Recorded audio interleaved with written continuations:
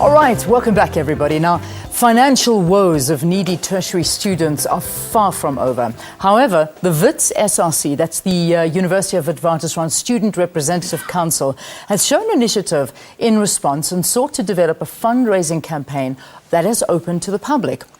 It has succeeded in meeting its R1 million target to assist with the registration of over 1,000 students. How did they do this, you ask? Well, we're joined now in the studio by the Wits SRC Deputy President, Shaira Kala, to tell us a little bit more about this. Shaira, welcome. Good to have you on the program. Thank you for having me. All right, so, I mean, what a difficult task. R1 million in a month for 1,000 students, and you said you're almost there. Yeah, but the thing is that R1 million, as much as it sounds, is not even for 1,000 students. There are more than 2,000 students who are in this crisis, who haven't been registered, who qualified for NSFAS funding financially and academically.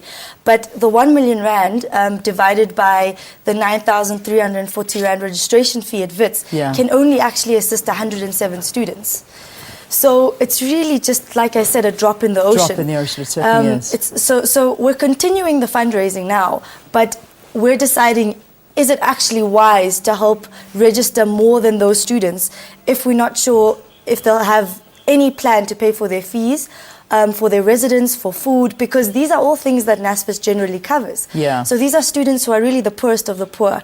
And we're questioning ourselves now and saying that, should we just register these 107 and then anything extra that comes in, use that as to make this project as sustainable as possible? Well, as you stand right now, is that the decision that you've taken? Because I think that would be a clever decision. It is. Yeah. It is the decision we've taken. Okay. Now, in terms of how this idea for fundraising came about, what prompted you to do this?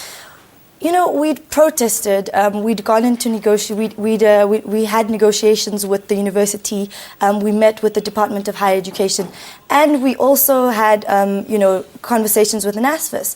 And it didn't seem like anybody was going to do anything about it. So I think that's really what pushed us into this reformist corner, as some would say, because it's not radical enough.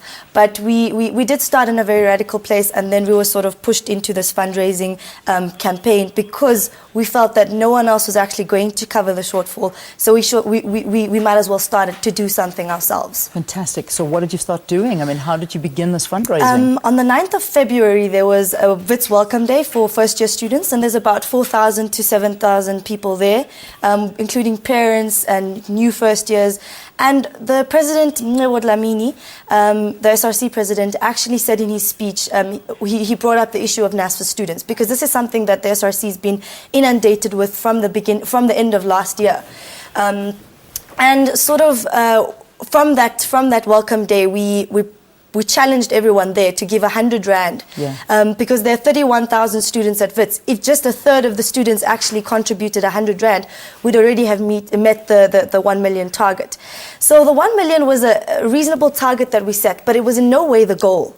If we had to actually raise funds for registration for all 2,000 somewhat students, we'd need about 23 million Rand. Okay. If we were to pay their tuition and their and for food, we'd need about 152 million Rand. Yeah. So it's really just a tragedy, but we are trying to respond to it in the best way that we can, but it's in no way a solution to the problem. Yeah, it certainly isn't. I mean, it's an initiative that you guys have adopted, and you are changing the lives of 107 people, which is massive, including their families and extended families. Government, education stakeholders, did anybody come to the party and help you out on this one? No assistance? Nothing. Yeah. And that's what pushed us into this corner, because we had tried speaking to every single party involved, and time was running out. People need to start registering. Some people didn't even have their NSFAS outcomes, so they didn't know whether they were going to get NSFAS or not. In fact, in the last week, a few people have been getting NSFAS.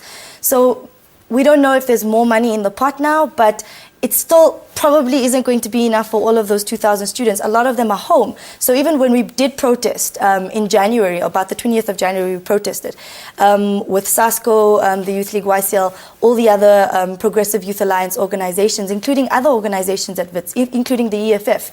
And when we protested, it wasn't a huge protest because all of the people affected are home. So now it's really up to the students who've registered and the students who are at the university to stand up for these students. And today we're having the official launch. People are asking, why are you launching it officially if the target has been met? And many people don't realize that actually 1 million is, like I said, a drop in the ocean. Yeah. How do you choose the students who actually benefit from this? So we've sat with the university and tried to devise some sort of criteria. And I think the most logical way to do it is going to be according to the weighted average marks. So if you're returning students like second year and third year, we'd probably prioritize third year students, and this allocation process is going to happen this week. We'll prioritize third year students because they're closer to finishing. But we will give some second-year students, and we're also going to fund 28 first-year students who haven't registered at all. Okay. And we'll do it according to the weighted average mark because hopefully companies will be generous enough to then give these students some sort of bursary or scholarship. And the higher your marks are, the more likely you are to actually get assistance from companies. Because for them, it's an investment as well. And every company has social responsibility. So we're really banking on this to try and make this a sustainable project, although we're not taking full responsibility for the tuition fees. So it's really up to the students to say, okay, yes, we do want you to pay for our registration, and they do. They want to register by all means necessary. There are students who've come here with their suitcases. They have nowhere to sleep. Some of them have been sleeping in libraries. And we really want to then, like I said, assist them further with the more money that comes in this week. So by the end of the month, we're not sitting in a situation where we've registered people who have nowhere to sleep. Yeah. I know we've run out of time, but there is an event that you're doing coming up with the likes of icons like George Bezos. Tell me about this event. What's it all about? It's today, actually. Okay. It's with ambassadors. We've said that, we've put a sort of marker where if you are an influential person, you become an ambassador for the cause. But everyday students can also become ambassadors by donating 1,000 Rand or more. So even though we've asked for 100 Rand, if you're a middle-class student or a lecturer or a staff member at Wits and you donate 1,000 Rand, and there have been many of them who've been very responsive to this, you become an ambassador. So today we're really having an event to launch the campaign, to talk about what we're going to do with the money, and to also just talk about the real issue behind this campaign, because we don't want the issue of the underfunding of higher education and the crisis that it is actually in South Africa to get lost in this 1 million 1 month campaign. Yeah, well, I think you're doing a fantastic job, Shera Kala.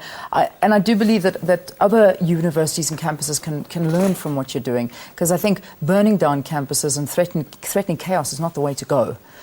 Maybe it's a wrong statement for me to make, but I just believe that what you're doing is finding a solution as opposed to destroying the institution that can help you.